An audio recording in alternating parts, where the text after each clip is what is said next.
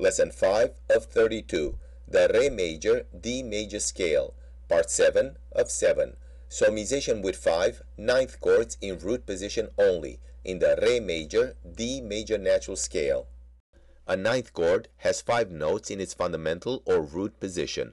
These 5 notes are the fundamental, the third, the fifth, the seventh, and the ninth. The fundamental is the lowest sounding note. The third is the first note above the fundamental, which forms either a major third or minor third interval with the fundamental.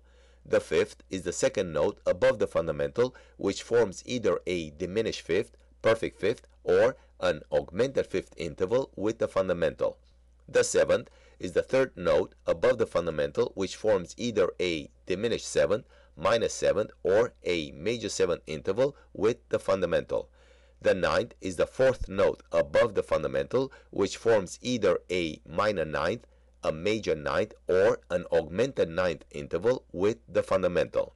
A ninth chord has only 5 positions: fundamental or root position, abbreviated as 9-7 or 9; first inversion, abbreviated as 7-6; second inversion, abbreviated as 5-4; third inversion, abbreviated as 3-2; and fourth inversion, abbreviated as 4-2, which is rarely used.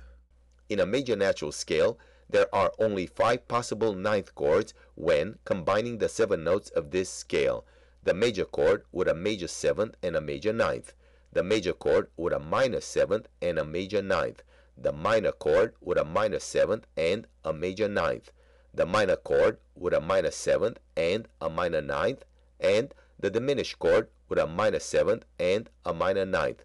For brevity reasons, I am presenting only the root position of the ninth chord. It will suffice at this stage of your ear training practice. Listen